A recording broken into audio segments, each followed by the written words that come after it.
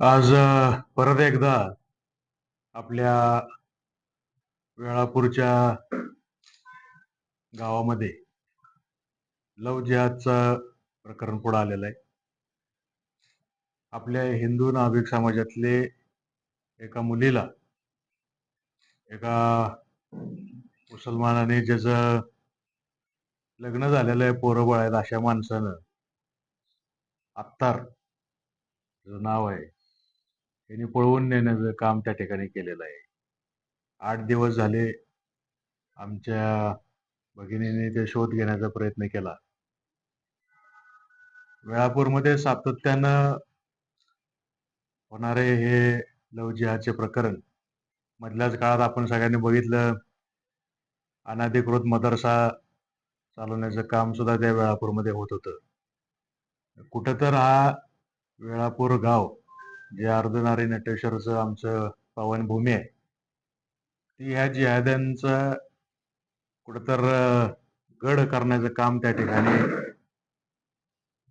काम चालू आहे. आणि याला विरोध करण्यासाठी आमची बहीण आम्हाला परत मिळवण्यासाठी आज आम्ही हिंदू म्हणून सर्वजण या ठिकाणी उपस्थित आहोत.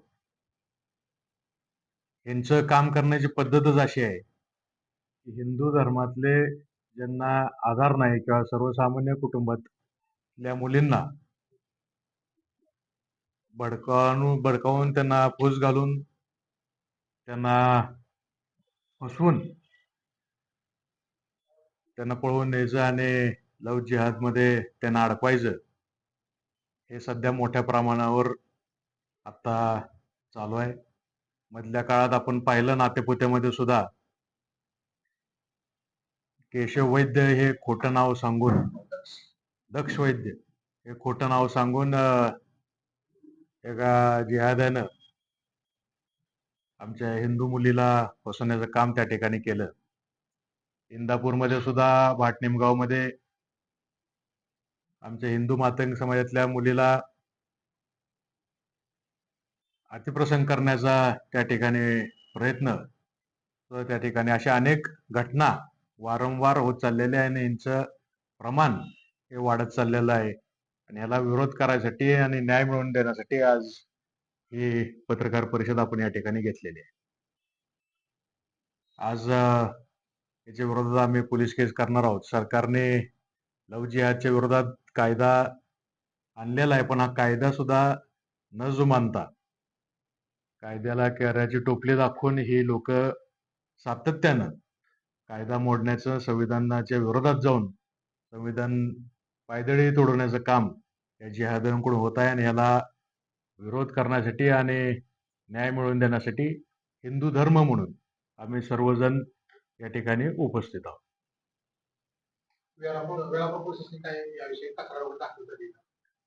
आता गेले 8 दिवस शोधायचा प्रयत्न चालू होता आणि बरीच चौकशी केल्यानंतर ते निदर्शन झालं की अत्तार नावाच्या या व्यक्तीनं, ज्याचं ऑलरेडी लग्न झालंय, त्याला पोरं बाळ आहेत, अशा माणसानं त्या मुलीला फूस घालून हिंदू धर्मातल्या पळवून न्यायचं काम त्या ठिकाणी केलंय. वेळापूर पोलीस स्टेशनला आम्ही सर्वजण त्या ठिकाणी केस दाखल करणार आहोत आणि आमच्या समाजातल्या हिंदू धर्मातल्या मुलीला परत आम्ही घरवापसी करणार आहोत. या घटनेला 8 दिवस झाले. 8 दिवसापासून शोध चालूच आहे. 8 दिवसापासून शोध घेतोय आम्ही. माझं नाव प्रतिभा श्रीराम चौधरी. वेळापूर मध्ये राहते मी, सुमित्रा कॉलनी.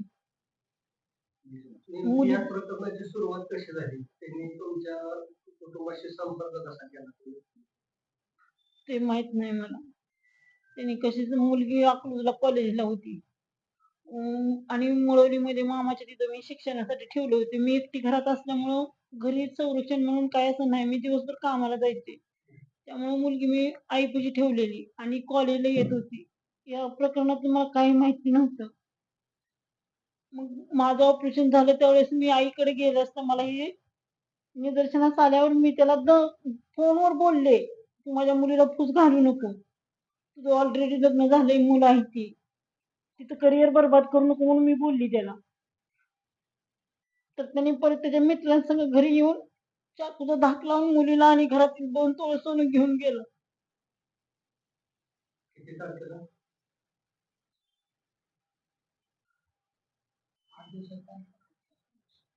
8 दिवस झाले. म्हणजे तुम्हाला चाकू दाखवून दमदाटी करून मुलीला घेऊन हा. गेला. मुलीला चाकू.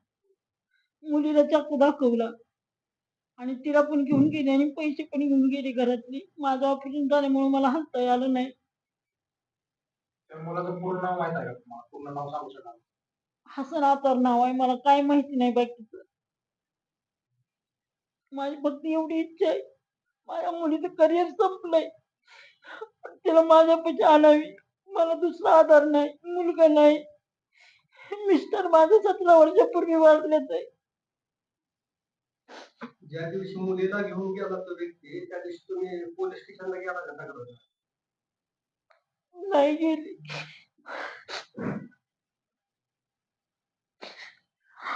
मला आपण फक्त न्याय मिळावा एवढीच माझी इच्छा आहे. समाजातले ज्यांना आधार नाही, आता आपण ऐकले की या मुलीला वडील नाही, आई आणि एक बहीण, आणि हा सामाजिक दुर्बलतेचा फायदा घेऊन हे जिहादी जे आक्रमकपणे हिंदू धर्मातल्या मुलींवर जे अत्याचार चालू आहे, ही मानसिकता आपण ओळखून घेतली पाहिजे. की आधी अभ्यास करते ती, बाबा हे गरीब कुटुंब आहे, उद्या इथं आपण काही केलं तर यांच्या मागे कोण उभा राहणार नाही. हीच मानसिकता मोडण्यासाठी आज आम्ही या ठिकाणी उभा आहे. हिंदू धर्म म्हणून आम्ही या माऊलीच्या पाठीशी उभा राहणार आणि आमच्या हिंदू धर्मातली आमचे भगिनी मुलीला परत आणण्यासाठी आम्ही या ठिकाणी उभा आहे. माझे सर्व लोकांना आव्हान आहे की अशी मानसिकता भविष्यामध्ये रोखायची असेल आणि आपलं संविधानाला जी लोक मानत नाहीत, ज्यांना शरिया कायदा प्रिय आहे, अशांना जर वेळेस जागा दाखवायची असेल तर भविष्यामध्ये जातीपातीत आपण न विभागलं जाता हिंदू धर्म म्हणून आपण संघटित झालं पाहिजे आणि हा लव जिहादच्या विरोधात अतिशय कडक पद्धतीनं भविष्यात आपल्याला काम करण्याची गरज आहे. काही एक प्रश्न आहे. मुलगी गेलेला 8 दिवस झाले. तिच्याशी काय संपर्क झाला? फोन वगैरे काय तुमचा झालाय का? नाही. काय काय माहित आहे? नाही, काय मला त्याबद्दल माहिती. त्या मुलाच्या बायकोच्या मावशीने मला एक दिवशी फोन करून सांगितलं, तुझ्या मुलीला आवर घाल म्हणले. तिला कुठं अकलूजमध्ये आणून ठेवलंय त्यानं. तो रात्री अपरात्री जातो आणि आमच्या मुलीला त्रास करतो तुझ्या मुलीच्या पायात. मी म्हणलं माझी मुलगीच मला माहिती नाही, माझ्याजवळ नाही, ते येत नाही, मला फोन येत नाही, मेसेज नाही, म्हणलं त्यापाशी मोबाईल नाहीये. आज सकाळपासून सुद्धा त्याची बायको माझ्या मोबाईलवर व्हॉइस कॉल व्हॉट्सअपला आणि हाय म्हणून मेसेज टाकते. एकीकडून ते दम देते ती आणि एकीकडून माझी मुलगी नाहीये.